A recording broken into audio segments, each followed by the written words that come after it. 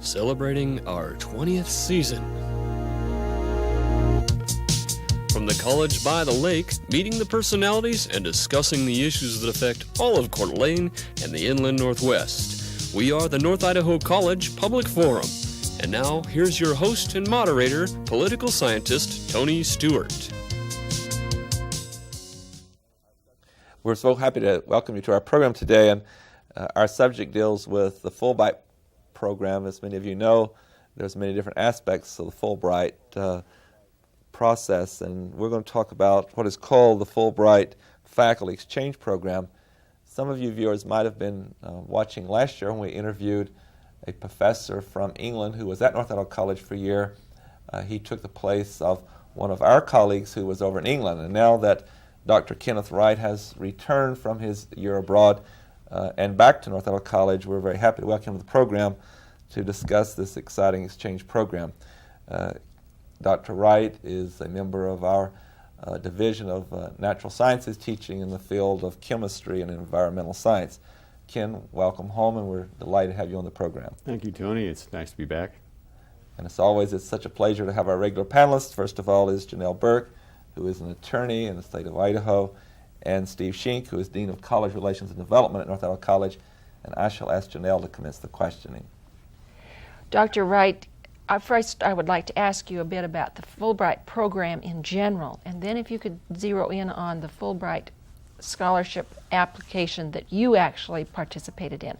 So what first happens? There's, I think, a broad number of Fulbright programs. Is that correct? That's right. There's probably 4 or 5 at least. And in those areas, they deal with a number of things. They might be like just a regular scholarship for a student who is going to be studying. Is that correct? I'm not positive if they have student scholarships. They have faculty scholarships, which are designed for research positions, and they have lectureships, which are designed to go and just do lecturing, and they have summer internships, which are designed just for a summer seminar for a month's duration, and then the teacher exchange program, which was the one that my wife and I participated in. Okay, could you tell us a little bit then about the teacher exchange program and how that works?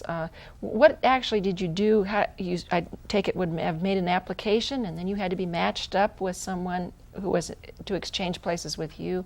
How did that work? You've got a good start on it. That's how it begins.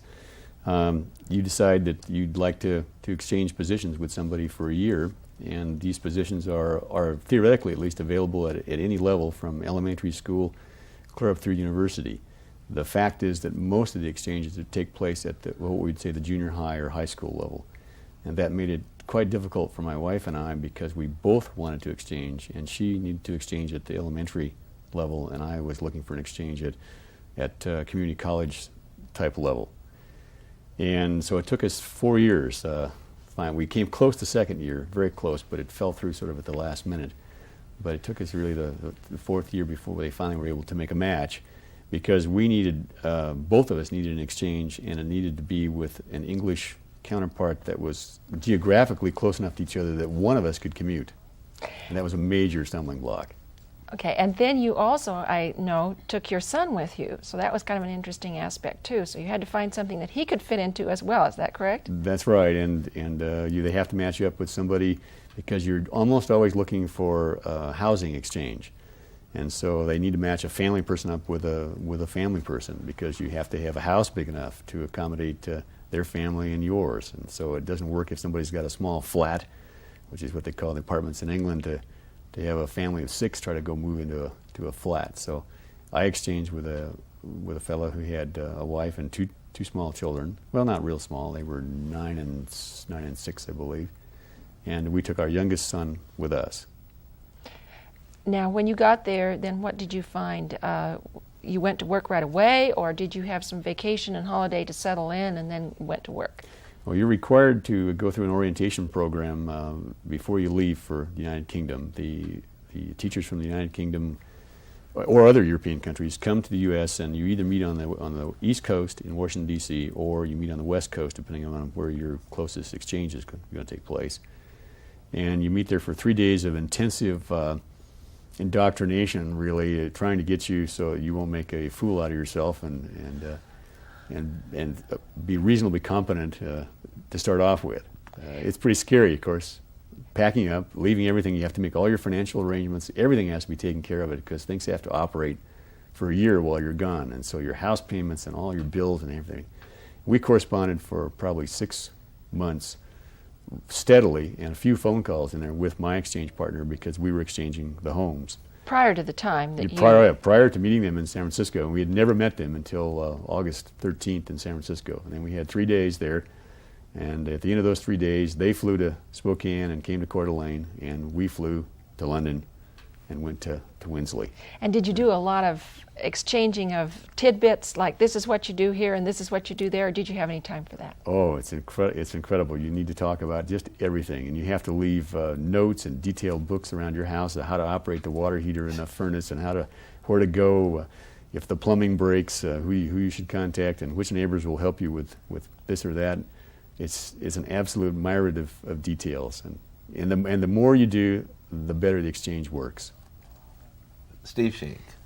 Ken, I understand that after all that planning, your goal of finding something that would work geographically for both you and your wife Ginger, you were close, but not exactly right on target. What did you find, or what did she find when you got over there? Well, close is maybe not close is stretching it a little bit. It wasn't nearly as close as we had hoped, and it wasn't really as close as they had thought. And it wasn't an intentional misjudgment on the part of the Central Bureau from London, which is the English counterpart of the USIA in the U.S. that does the exchange program.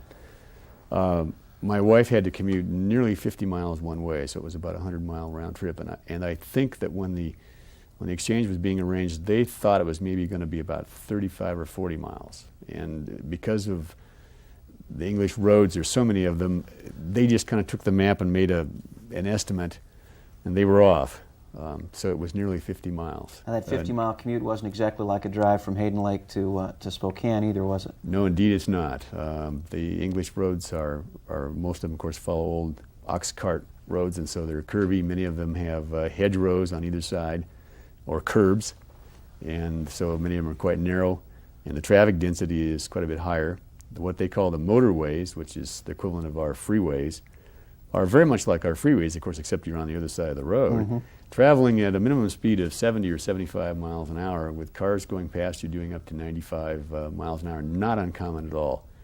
And it's awesome, to use that overworked term. And so my wife, well, that was actually the fastest way for her to get to her job.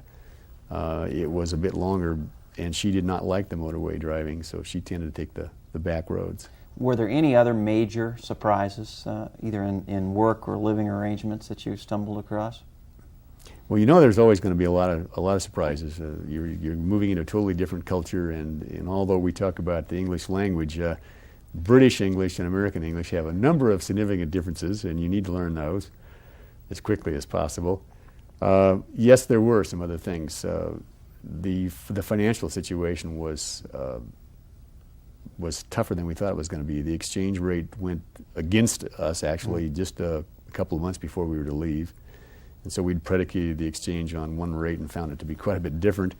And then prices literally in all of Europe, and Americans find this hard to believe, but I tell you it's absolutely true. Prices there are at least twice what they are in the U.S. Food maybe even more than that. And of course, gasoline we knew about. Gasoline we knew was going to be $3.50 U.S. for a U.S. gallon. So we were prepared for that, although with 100 miles a day round trip, we looked for a very fuel-efficient car and found one. And then, of course, we had no idea that the Gulf War was going to break out. So that was a stress and a situation that we had no idea was going to occur while we were planning the exchange. And also, we were not prepared probably for the school system being as different as it was. It was not what we had expected, really, and that was a bit of a culture shock. Ken, when you come on this program, we always like to have some visual aids, especially if we're doing something on travel. And I know you brought a lot of photographs, and we picked just a few for lack of time, and we'd like to show those photographs and let you identify them, and so our viewers will have some idea of what it looked like where you were. All right, I'll do my best, and if you have any questions about them, well, feel free to ask. This photograph up right now is the is the group of us in San Francisco at the beginning of the orientation program at San Francisco State University. On the left, John Treble and his wife Barbara and their daughter in front, and then I'm sort of in the center with my wife Ginger and son Clark there with a white t-shirt and the orange shorts, and then Ginger's exchange teacher, who is a single male, on the right and the back, and then the Treble's other son. So that's all of us. Four exchange teachers, all there with their families. Right, and so that's very, very good to have that exchange, though, before you, it's almost essential, isn't it, before you go to each country? I think it's absolutely essential. You wish you'd had another 3 days. There's so many things you still would like to ask about. We have another scene here. This was the village store in Winsley, what they call the village, actually a town of about 2,000, but that's small by English standards. And every town, every village has a little store, they call it the shop, and that's our car, the car my wife commuted in, parked in front of it there, and this is only about 3 blocks from our house that we lived in. In Europe, the stores and shops are much smaller than a lot of our large supermarkets, aren't they? They do have the supermarkets, and they're very popular. They're unbelievably crowded on Saturdays because they're not open on Sunday, and they're not open 24 hours a day. Yeah. So you have to really adjust your shopping schedule. It's not nearly as wide open as it is here. But the village shops tend to be open longer hours, and you can get bread and some fruit and the basics at the village shop. The scene here. This is a downtown Bath, or Bath, as some of them pronounce it. That's the cathedral there on the left, and the large, actually, abandoned hotel right there in the center with the river Avon flowing through the center of town. And Bath is a very popular town with Americans. In fact, all the locals tell us that in the summer when you go down to Bath, you're much more likely to hear an American accent than you are to hear an English accent. It's an incredibly popular place for Americans. So you have... we were 7 miles from there. And you did see a lot of Americans, of course, while you were there. And there's a lot of just tourists traveling at the time you were there. We actually didn't seek Americans out. You have several meetings with your fellow exchange teachers that one of which you're required to go to in October, and then another one near the end of the year, in which you exchange all kinds of tidbits and experiences, and that's very helpful to find out how other people are coping with the job and the home exchange. But we tried not to seek Americans out. We wanted to get to know the British. Oh, this is the Circus in Bath, a famous architectural group of houses done by George Wood the Younger, I believe it is, and all made from this Bath stone, which is a special type of limestone that's quarried near there. As you saw from the previous pictures, most everything is made from stone. You see very few wooden houses. They just don't have the wood. It's almost all stone. Now, some of the cheaper, newer construction will be concrete cinder block with some kind of a stone facing on the outside.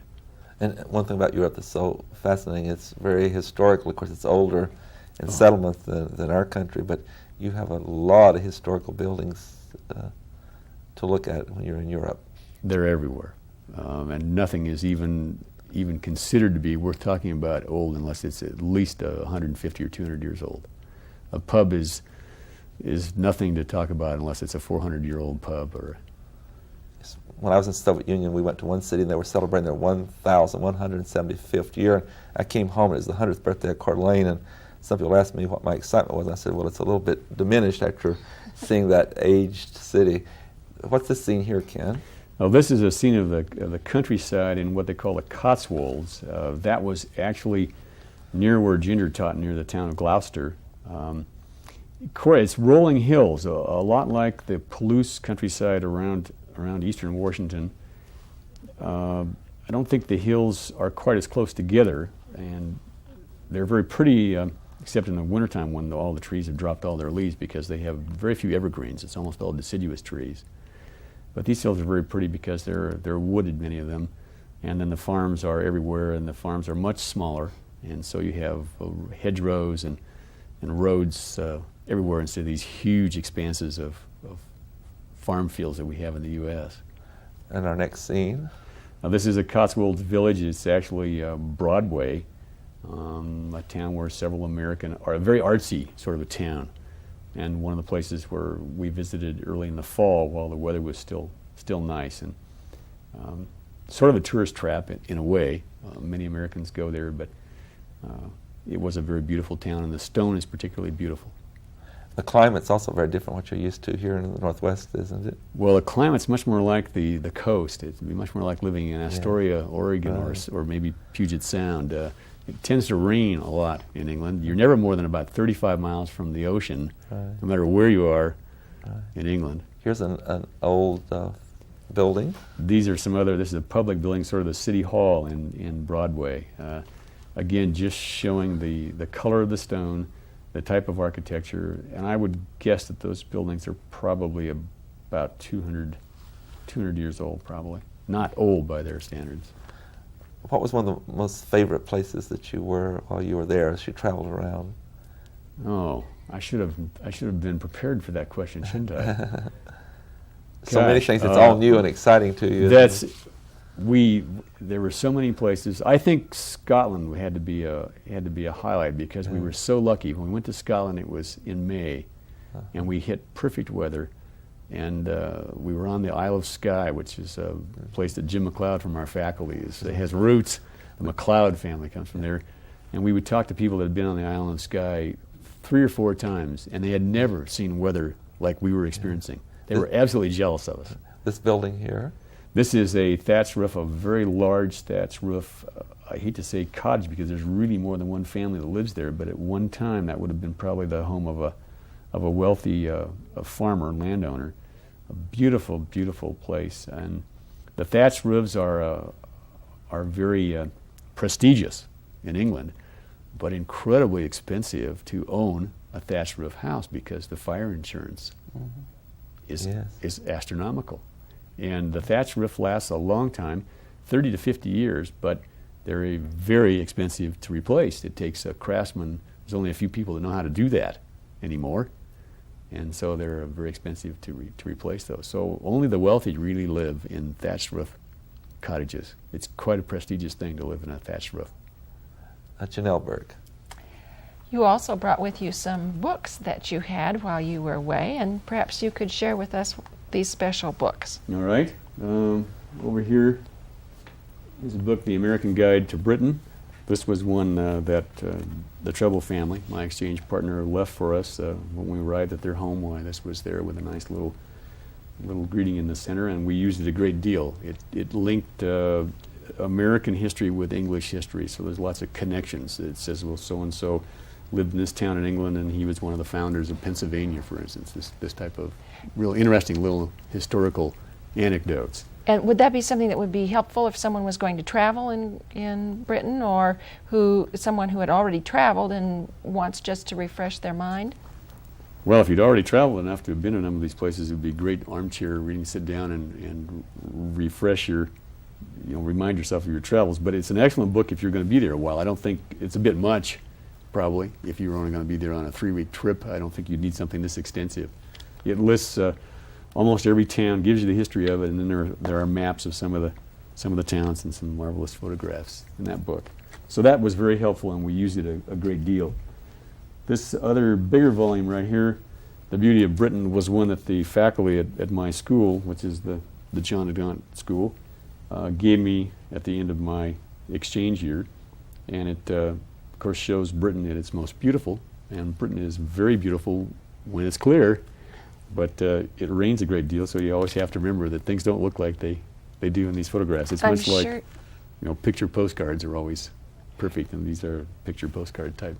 I'm sure that's very special to you because your students gave it to you, or your faculty. The faculty did, yes, faculty, it is. the people you worked with. And it's fun to look through here and see, well, how many of these places did we get to? And there's lots we didn't, but it's surprising how many we did get to in a year. And then this was just a book that I picked up because I thought it had some beautiful photographs. They were taken from a balloon, hot air balloon. Every photograph in here was taken by a hot air balloonist, and so the perspectives are unusual. And it shows the geography, the geology of Great Britain, and the history in a number of these photographs. And this was put out by the National Trust, which is a private nonprofit organization designed to preserve the history of England, because many of these castles and old homes, manor houses, are so expensive to maintain that a private individual just can't do it. And so if that situation develops, then the National Trust tries to buy them and keep them in public ownership and make them available for the public to go and visit. So one of the first things we did was to join the National Trust, and then we were allowed admission to all their properties. This castle that's on the front cover, surrounded by a moat, is Bodiam Castle, and we were there. It's very old but still standing, in one of many of the properties the National Trust owns. I also would be remiss if we didn't ask for a little comparison of English and American education, and what you found as you taught and what Ginger found as she taught. What were some of the striking differences, or what were some of the similarities between our two systems? Well, this could go on for a long time. I'm sure it could. There are a number of very significant differences. They start school at a younger age. Generally, nobody starts to school in the United States until they're 5 if they go to kindergarten, usually 6 if they're first graders. Some students in England will start actually at the age of 3. Most are 4, but by the age of 5, every child in England has started to school. So they, in a sense, they get a jump on us in that regard. The mandatory school leaving age, or the minimum school leaving age, is 16 in Which England. is similar to us. Yes, legally a person can leave school in the U.S. at about that same age. However, there's a big difference, and that is the great majority of students in England do leave at the age of 16. And I think most of our students tend to graduate from high school at least, so they at least complete till about the age of 18. In fact, the statistics, and I've brought some with me, show that only 31% of students in the United Kingdom go on for any education beyond the age of 17. And the figure in the U.S. is considerably higher than that, of course. And England is not proud of that fact. In fact, they're very concerned about it because of the European community, and they're a member of the European Economic Community. They're at the bottom of the list in terms of the percentage of students that go on for schooling beyond the age of 17. Sweden, for instance, has 58% of the Swedes get a degree or professional qualification, a university degree, and only 22% in Great Britain do. So there's a big difference between European countries. Steve Sheen. Ken, is that difference one of opportunity or philosophy? And maybe I have made that question real clear, but is the English system similar to the Swiss system in Sweden and the rest of Europe, or are there real differences there? There are real differences there, and that's one of the things that the European Economic Community has forced upon all these countries that are in the EEC, because they have to standardize, and that runs against the grain, of course, many times. The English, for instance, do not want to give up the pound, and they're not close to giving up the pound, but there's an awful lot of talk about having the European dollar, which all those countries would utilize, because the currency problems, every time you go a few hundred miles, you've got to change currency because you're going to be in another country. Just like you're in another state here, you go to another country. But the English educational system is quite a bit different than most of the other European countries. They have different age breaks. They go through their elementary school, or even called infant school, for the first 3 years. Then they go into intermediate grades, and then they go at the age of 11. If they stay in a state system, they go to what's called a comprehensive school. And the comprehensive schools have students from the age of 11 to the age of 19. Now that is a big range. The 17, 18, and 19-year-olds are those that are there voluntarily, because at the age of 16 they may leave, and the majority of them do. But the students that stay on are taking what they call A levels, and that stands for advanced study, and what it really amounts to is pre-university, but it's closer to the first year of our American university system. In fact, it's practically identical. So between the ages of 17 and 19, they take courses of their own choosing, if they have had adequate test scores at the end of their their 16th, age 16. And they usually choose 4 subjects to specialize in. If they're going to shoot for being an engineer, for instance, they'll probably take physics and math and English and perhaps chemistry or geology. And if they're going to be, if they think they want to go to university and go into government work, why, of course, they'll be taking government classes in history and English and maybe a math class. But generally, they take 4 of those topics, and they study them quite in depth for 2 years. We're starting to run short of time, and I want to get this back to Tony real quickly, so I'll use that as an excuse to ask you a question that really isn't fair. But if I forced you to say which system is better, theirs or ours, and I think we have a tendency to kick ourselves a little bit in this country about the quality of the education we provide, which would you choose for your family? That is an unfair question, isn't it? But I'll answer it. I think our system is better, and the main reason is because their system does not have yet, and they're working very rapidly and moving in this direction, adequate assessments. The students, for instance, in the A levels, the students go 2 years, and they take at the end of 2 years, they take an exam, and that exam is entirely the determining factor as to whether they make it into university or not, or which university they make it into. They get some mock exams, but the mock exams don't count. And it takes a mature student at that age, 17, 18 years old, to realize in 2 years from the time they start, they have to learn this stuff, and they're not going to learn it in the last month. I'm as unfair as Steve is. With less than 2 minutes ago, I have the incredible question of, with the collapse in the Soviet Union and Eastern Europe being liberated and the European Parliament in its full bloom in 1992, what are they saying about the future? Are they optimistic? You're talking about the British. The British? Well, you know, the collapse of the Soviet Union had just barely begun when we left there, so we didn't hear too much from the Brits about that. There was not a lot of talk. There was much more talk about the situation in the Middle East, of course, with the Gulf War and the aftermath of that. And we were there at a very exciting time because, of course, Margaret Thatcher had been in office for 11 years, and she literally was removed from office on Thanksgiving Day. But it means nothing to the British. Of course, Thanksgiving Day is not celebrated in England. We were working on Thanksgiving Day, but that was the day Margaret Thatcher stepped down after 11 years, and that plus the Gulf War were big events in British history. It'd be interesting to be there now and talk to some of your colleagues that you had while you were there. I wish we had time to pursue this further. Ken, you've been very generous with your time on 2 programs recently, and we thank you very much, and it's been most informative. You're welcome, Tony, and thank you for having me. Ladies and gentlemen, I know you've enjoyed our program, and I would invite you to be with us again next week at this same time when we will discuss an important issue. Until then, please have a good week. I am Tony Stewart. The North Idaho College Public Forum was videotaped live from the studios of Telemedia Services on the campus of North Idaho College for viewing at this more appropriate time. We invite you to join us again next week for another all-new edition of the North Idaho College Public Forum on this public television station.